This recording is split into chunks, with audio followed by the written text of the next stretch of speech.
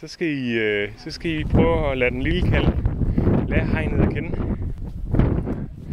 Så ja. Nå. Skal vi lige lade den snuse en gang til hegnet? En gang til. Og den lille ven, prøv at lade den komme over. Fordi det kan være, den skal lige opdage det. Lad os se, hvor den går hen. Så går vi bare efter. Det er godt. Så prøv bare at lade den gå.